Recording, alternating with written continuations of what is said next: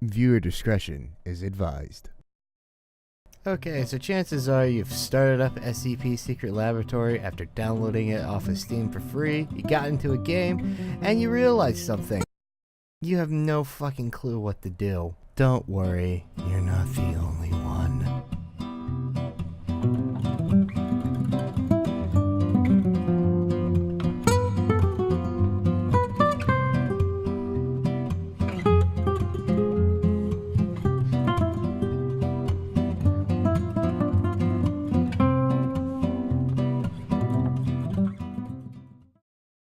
So, fun fact, while I was working on this video, the new update came out. Not that big of a deal. You know, it just added 096, which, you know, is great, because now I've got more fucking work to do. But, unfortunately, that wasn't actually the worst part. The worst part is that the tutorials finally came out.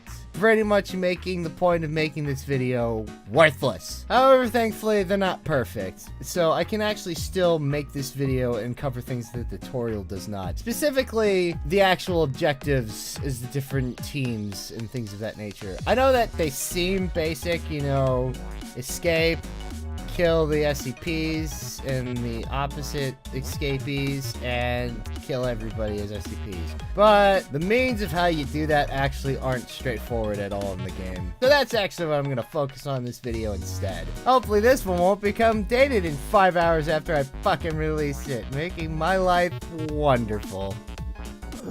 Why did I promise this video?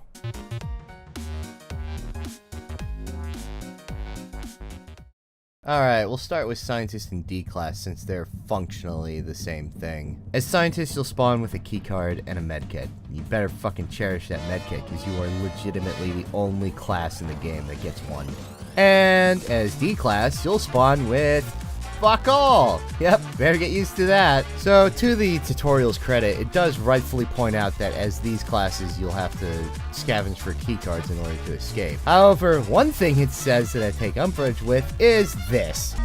There is no round in which you won't have to use SCP-914. Yeah, that's actually 100% false. It's far more difficult, but you can actually escape the facility without ever using 914. Also, even if you weren't, say, D-Class or Scientist, as the MTF guard, you probably actually won't have to use 914 pretty much ever, unless you really want to nuke the facility and you couldn't get a red keycard. I'll go more into that in the appropriate section. For right now, we'll just finish up the three main strategies, if you will, for Scientists in D-Class. It is true that as Scientists in D-Class, you're going to need to scavenge for cards. If you're Scientist and you just want to go straight for 914 so you can upgrade your key card, that's a viable strategy. However, it might actually behoove you to get what's called the Zone Manager card, because it actually has checkpoint authorization. And the reason why I would say go for that is because if you can get it, get past the zone without attracting any D-Class with you, get to the elevator, you're more likely to run into MTF that way, and you can escape much easier.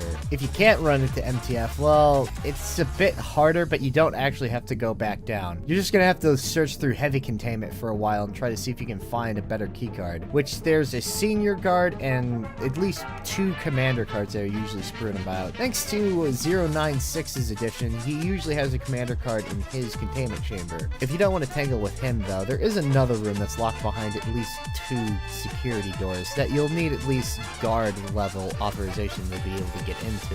The other 2 strategies involve 914 because of course they fucking do.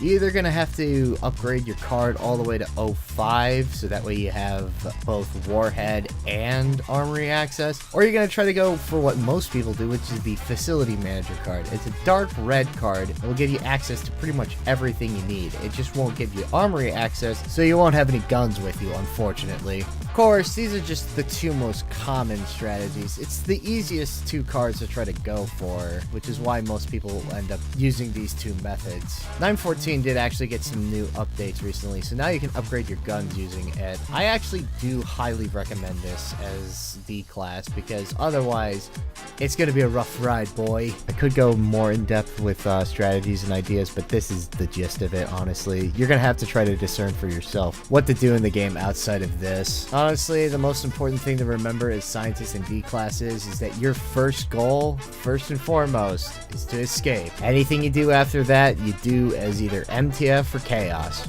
Speaking of which...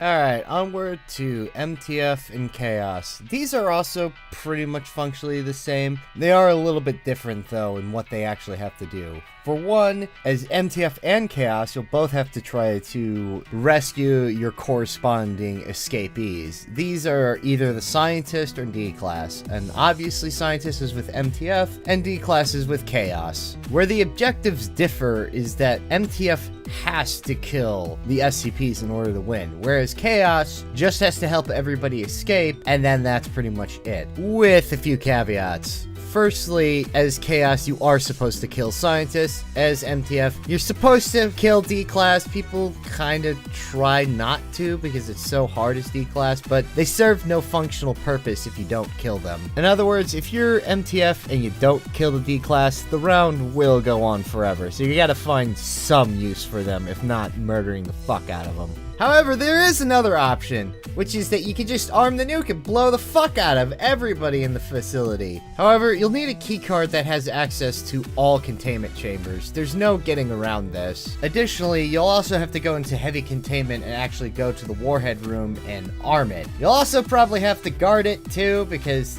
chances are someone's gonna try to stop you from setting it off so they don't die. So basically that means somebody's gotta go down, arm the nuke, guard it, and then somebody's gonna have to be at the surface with an appropriate keycard, go into the warhead room, and then set it off. Then you gotta wait a minute and 90 seconds, and the person in heavy containment's gotta sit there and guard it and make sure nobody comes down there and turns it off. Also, that way you can have the satisfying conclusion of... That's pretty much it for MTF and Chaos. These are pretty much the same and the simplest. One other little things I could say, honestly, is that remember, you can always check the cabinets for different keycards, and always have your radios turned on as MTF. The batteries will run out on those, though, so make sure to try to stay on short range or SR. There's honestly not a whole lot I can say. Honestly, some of this stuff you're just gonna have to figure out for yourself, which means we're gonna move on to our last subject, the one, the only... You better get ready to die. You better get ready to kill.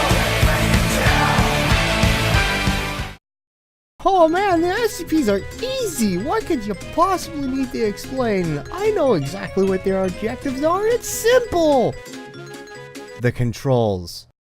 That's what I need to explain. Yeah, so I've gone out of my way here to make some cheat sheets for the SCPs that actually tells you exactly what all of their controls are, because if we're gonna be serious, yes, all of the SCPs are in fact very simple to understand what their objectives are. It can't get more straightforward than go around, kill everybody. But when the game doesn't tell you what your abilities and stuff are, or how you use some of them, yeah, that's kind of a problem. So originally I was going to go into each SCP point by point and break this up into subsections, but if we're going to be serious, I think that would just be overcomplicating the problem here. Instead, I'll just go through all of them here really quickly and just tell you the things that you honestly need to know about each one. Starting with 173, you can't move around when somebody's looking at you. When they blink, you have a short window to try to move closer to them, and also, you don't automatically kill people when you're up next to them. You have to click the left mouse button. Also, you move incredibly fast, so try to use that to your advantage.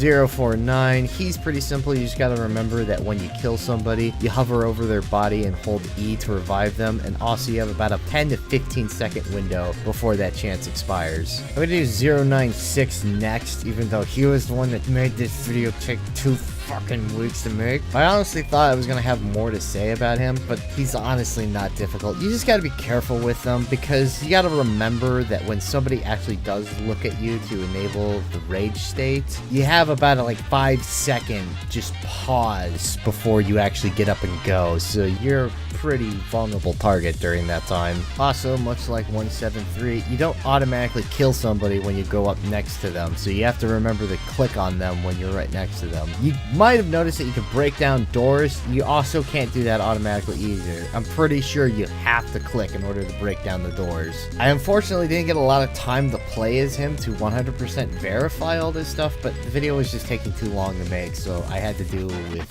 what I had. 106 is the least straightforward. First off, you walk through doors. You just go up to them and you walk through them. You can't open every door in the facility, much like every other SCP, but you can walk through every single door in the facility. I've seen so many people get stuck in his starting area not knowing what to do. The answer is you walk through the fucking door. Additionally, he also has an ability screen, and you open this just like you open the inventory in the game, which is the tab key. However, you have to click and hold in order to open up that window. And when you're in the ability screen, you actually have two abilities. One, create sinkhole, and two, teleport to the last sinkhole created. You can only have one sinkhole out at a time. You're welcome. Also, one final thing to be aware of with 106 is that people can recontinue if they get to your chambers, so you gotta kind of try to be on top of that, because otherwise you're gonna get recontained and have your fun immediately just grinded straight to a halt. So just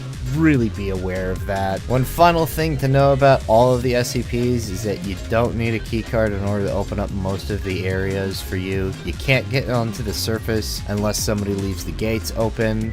Yeah, that's about it, honestly, for the SCPs. There's not too much else to say, really. Hopefully this is a good starting point for anybody who needed it. Honestly, the thing is that you're still gonna have to learn a lot of this stuff on your own, but it's not hard, honestly, but this should give you a good starting point. Whew, alright, that should about wrap everything up. Obviously, I didn't go over everything. Thank God no updates came out while I was making it.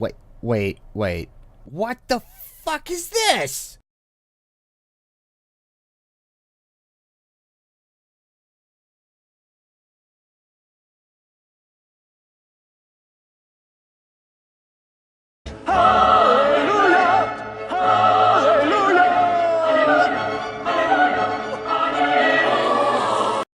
Alright, and with that, we wrap up the video. I did actually figure out how YouTube annotations work, in case nobody was wondering. Turns out you can only do the last 20 seconds of your video, so I'm just gonna leave 20 seconds of empty audio, essentially, so that way you can click on the video. The one on the left will be my more in-depth video on SCP Secret Laboratory, in case you haven't seen it already. And the one on the right is gonna be something. I mean, it'd probably be one of my other videos if I ever make another one. I promise this, at least, I am going to try and make another video. I'm not going to say what it's about, though, because I honestly don't know for certain, but I will try to get a third video out, so look forward to that, maybe? Yeah, that's pretty much it. Go check out my other shit. Bye!